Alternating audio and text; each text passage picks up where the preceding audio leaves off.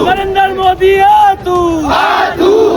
नरेंद्र मोदी डरता है। नहीं पड़ेगी, नहीं पड़ेगी, नहीं पड़ेगी, गुंडागर्दी नहीं चलेगी, नहीं चलेगी, नहीं चलेगी। आवाज दो, भारत माता की, छत्तीसगढ़ माता की, इनकलाब जिंदाबाद, इनकलाब जिंदाबाद। प्रधान इस्तीफा दो, इस्तीफा दो, इस्तीफा दो। मोदी सरकार हाय हाय। नीट पेपर लीक मामले पर भिलाई में और पूरे देश में अलग अलग जगहों पर प्रदर्शन चल रहे हैं, लेकिन फिलहाल भिलाई के सिविक सेंटर में मैं मौजूद हूँ और आप यहाँ पर देख सकते हैं यूथ कांग्रेस के पदाधिकारी यहाँ पर मौजूद है। और यहाँ पर आप लोग क्या प्रदर्शन करने वाले उसके बारे में बात करूँगा। पहले तो मैं आपसे बात करूँ सर, थोड़ा सा अपना परिचय दीजिए और बताइए कि आप क्या करने वाले हैं। मैं अमित कुमार जैन, पूर्व युवा कांग्रेस अध्यक्ष।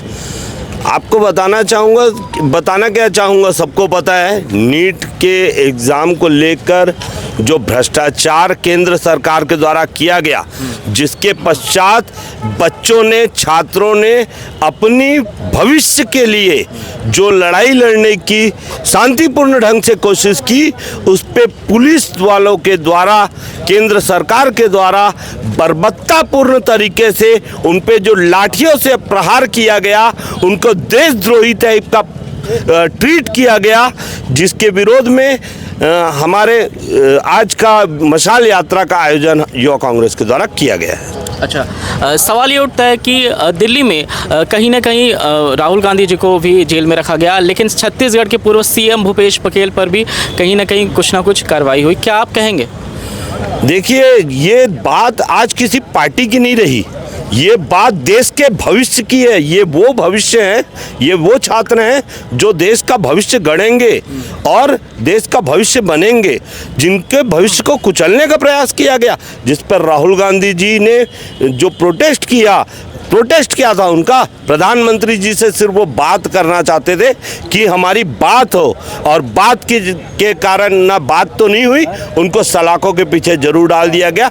और सेम भूपेश बघेल जी के भी द्वारा उनके साथ थे, राहुल जी के साथ, और सारे कांग्रेस के नेताओं ने प्रोटेस्ट किया, जिस पर उनको गिरफ्तार करके जेल भेज दिया गया। अच्छा, मैं एक बार फिर से आपके पास आऊँगा। मैं आपसे जानना चाहूँगा कि युवा मोर्चा जो है कितना अभी, क्या गुस्सा है, क्या क्रोध है, क्या आक्रोश अभी भी युवा मोर्चा में है इस मामले पर? मैं आप सबसे पहले आपको बोलना चाहूँगा, मोदी सरकार मुर्दाबाद, क्योंकि यहाँ जो मानवता को तार तार करने का जो काम किया गया है, मेन क्या है, आप देखिए लोकतंत्र में अपने सवाल पूछना ये अपराध नहीं है, ये मानवता का हमारा अधिकार। छात्र हमारे सवाल पूछ रहे हैं, उनका ये अधिकार है, लेकिन आप देख सकते हैं जो रक्षक है वो भक्षक बन गए। वहाँ पे जो महिलाएं हैं, जो हमारी बहनें हैं, वहाँ पे पुलिस प्रशासन क्या कर रही है, हमारी महिलाओं, हमारी माताओं बहनों के साथ उनका कपड़ा फाड़ने का काम कर रही, मतलब उनके आंचल को चीरने का काम कर रहे हैं। मतलब ये जो चीज़ें हैं जो वहाँ पे हो रही, जो घटनाएं हैं, मतलब आप देखो कि पूरा प्रदेश का, पूरा राज्य, पूरा भारत राज्य हमारा यहाँ पे बहुत ज़्यादा आहत है, और पूरे प्रदेश भर में इसका विरोध हो रहा है। क्योंकि यहाँ पे सिर्फ हम नहीं है, ये किसी पार्टी की बात नहीं है, ये पूरे प्रदेश की बात है, क्योंकि आने वाले भविष्य की बात है। क्योंकि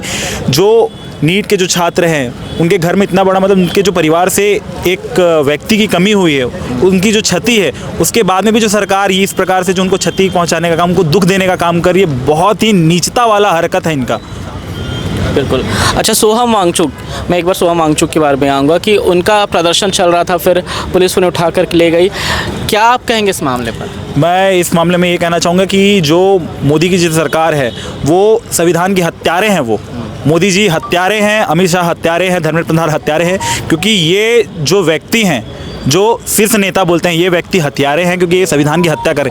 जो जगह प्रोटेस्ट के लिए दी गई है, वहाँ पे इन लोग पहुँच करके उनको ज़बरदस्ती उनको उठा रहे हैं और कवर कर रहे हैं वाइट शीट से, वाइट कपड़ों से, कि उनको किस तरीके से बारंबारतापूर्वक उनको हटाया जा रहा है, वहाँ से घसीट करके लिया जा रहा है। ये बहुत ही दुर्भाग्यपूर्ण है हमारे छत्तीसगढ़ और पूरे प्रदेश के लिए कि इस सारी घटनाएं हो रही है। और हमें यहाँ कुछ मॉडल टाउन के हमारे जो भाई हैं वो भी छत्तीसगढ़ के से जा करके वहाँ दिल्ली में शामिल भी हो, उन लोग वहाँ की स्थिति हमको बता रहे हैं कि भाई ऐसा हो रहा है वहाँ पे, यहाँ पे इस तरीके से काम करें, यहाँ पे सिविल ड्रेस में पुलिस वाले नहीं है लेकिन उन लोग हम लोग को मार रहे हैं, लाठी मार रहे हैं। मतलब दिल दहल जा रहा है हमारा इन चीज़ों को देख करके। ये काला दिन है हमारे लिए जो चीज़ें हुई है। और आज हम यहाँ मौजूद हुए हैं मोदी सरकार को अंतिम विदाई देने के लिए, उसको श्रद्धांजलि देने के लिए, क्योंकि वो संविधान की हत्या करे और हत्यारे हैं वो।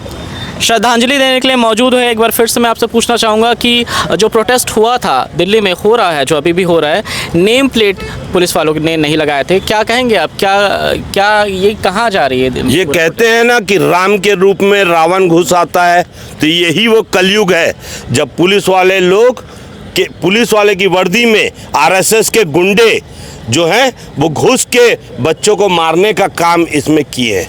अच्छा, इस्तीफ़ा की बात मैं आता हूँ कि इस्तीफ़ा एजुकेशन मिनिस्टर का मांगा जा रहा है, कब तक जो है टाल पाएंगे? आखिर कब इस्तीफ़ा मिलेगा, क्या आप कहेंगे? इस्तीफा बहुत छोटी सी चीज़ है जिसको संज्ञान में लेके केंद्र सरकार को, मोदी जी को त्वरित कार्रवाई करके इस्तीफा ले लेना था, लेकिन उनके पास शायद पढ़े लिखे नहीं है, वो अनपढ़ अंगूठा छाप है, इसलिए मेरे ख्याल से इस्तीफे का फॉर्मेट नहीं है उनके पास कि इस्तीफा लिखते कैसे हैं। तो इस्तीफा का फॉर्मेट भी हमको भेजने की ज़रूरत है, तब जाके वो इस्तीफा लिख पाएंगे। और वो इसमें तो स्वविवेक से आदमी इस्तीफा दे देता। अभी तक जो घटनाएं घट रही है उसके बाद भी धर्मेंद्र प्रधान जी मस्त मुस्कुराते हंसते खेलते घूम रहे हैं, मौज कर रहे हैं।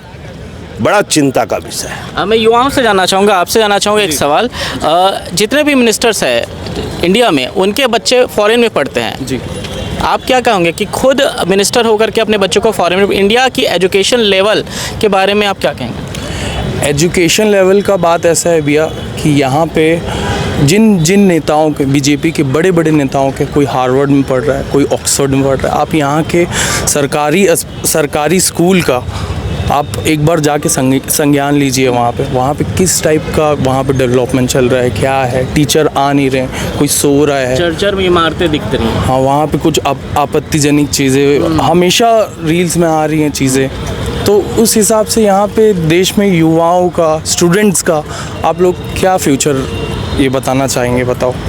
नीट प्रदर्शन के मामले में, क्योंकि प्रदर्शन वहाँ पे भी चल रहा है, यहाँ भिलाई में भी चल रहा है, आप सभी यहाँ पर इकट्ठा हुए हैं, थोड़ा 2 लाइन में आप बताएं कि आखिर क्या आप लोग, युवा क्या मांग रहे हैं, यूथ क्या मांग रही है?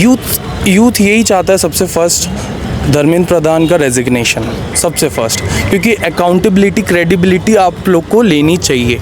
जो सरकार में केंद्र में बैठा हुआ है वो आप लोग को, उससे कोई मतलब नहीं। आप हंस रहे हैं, आप सबको टटोल रहे हैं, आप परेशान कर रहे हैं, लाठी चला रहे हैं आप वही बच्चों के ऊपर जो आप लोग को वहाँ तक पहुँचाएं। और इस टाइप से श्रद्धांजलि की बात में मैं आता हूँ। श्रद्धांजलि देने के लिए यूथ कांग्रेस की टीम यहाँ पर आई है। आखिरी सवाल आपसे यही रहेगा आप दोनों से कि आप दोनों क्या कहेंगे, श्रद्धांजलि देने के बाद भी अगर इस्तीफा नहीं दिया गया, प्रदर्शन नहीं रुका, तो यूथ कांग्रेस आगे चलकर क्या करने वाले, क्या कोई उग्र आंदोलन आपकी तरफ से करने वाली? मैं आपसे पहले जानना चाहूँगा। सबसे पहले मैं बताऊंगा, ये प्रदर्शन जब तक हमारी मांग पूरी नहीं होगी, क्योंकि ये छात्रों के लिए लड़ाई लड़ रहे हैं और यहाँ पे किसी की पार्टी की बात नहीं है, ये हम संविधान की बात करें, क्योंकि जो जनता यहाँ पे लड़ाई लड़ रही, छात्र लड़ाई लड़ रहे हैं। क्योंकि आप देख सकते हो छत्तीसगढ़ में भी कई सारी चीज़ें स्कूलों को बंद करने का काम कर रही हैं। जो बीजेपी की सरकार है, जो डबल इंजन की सरकार है, क्या बोला जाता है कि ये यहाँ पे मानसिक रूप से बच्चों को कुपोषित करना चाह रहे हैं ताकि इनके प्रति कोई आवाज़ ना उठा सके। प्रदेश में भी है, क्योंकि ये लोग अंगूठा छाप है, इन लोग पढ़े लिखे व्यक्ति नहीं, और हम उनके इस्तीफे की मांग करते हैं। और आने वाले समय में अगर हमारी मांगे अगर पूरी नहीं होती है, छात्रों की मांगे अगर पूरी नहीं होती, तो आने वाले समय में उग्र आंदोलन होगा। इसके लिए पूर्णतः मोदी सरकार जिम्मेदार है। उनको श्रद्धांजलि अर्पित कर रहे हैं और थूकते हैं ऐसे, जो मानवता को तार तार करने का काम जो इन लोग कर रहे हैं उनके ऊपर थूकता हूँ मैं, क्योंकि इस तरीके की नीचता की काम करे जो मेरी माताएं बहनें उनके साथ में इस तरीके से काम कर रहे हैं लोग, उनको गलत जगह, मतलब रक्षक और भक्षक इन लोग जो काम कर रहे हैं, मतलब मेरे शब्द भक्षक वाले मेरे शब्द यहाँ पे ना, मतलब मैं इतना आपको बोल नहीं सकता कि दिल आहत हो चुका है, पूरा प्रदेश आहत है, रो रहा है छत्तीसगढ़ प्रदेश, पूरा प्रदेश क्या पूरा राज्य रो रहा है इन चीज़ों के वाले।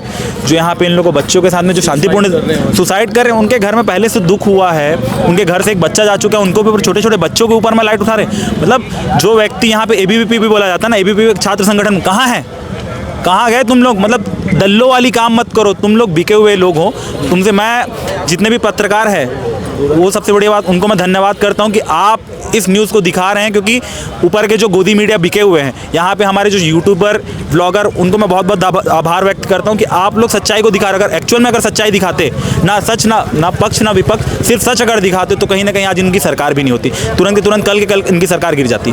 तो मैं मीडिया प्रशासन और मीडिया को भी बहुत बहुत धन्यवाद करता हूँ कि आप सच्चाई दिखा रहे हैं। यूट्यूब मीडिया ना, बिल्कुल यूट्यूब मीडिया और जो हमारी मीडिया है जो सच्चाई दिखा रहे हैं, उनको मैं धन्यवाद करता हूं कि आप जो एक्चुअल रियलिटी दिखाने का जो आप काम कर रहे हैं, पूरे लोगों तक ये जो इन्फॉर्मेशन पहुंचाने का काम कर, उसके लिए मैं धन्यवाद करता हूं आप सभी को। अच्छा, आपका भी बहुत बहुत धन्यवाद। बिल्कुल, लेकिन आखिरी सवाल ये रहेगा, उग्र आंदोलन क्या आप आगे चल कर अगर इस्तीफा नहीं दिया गया?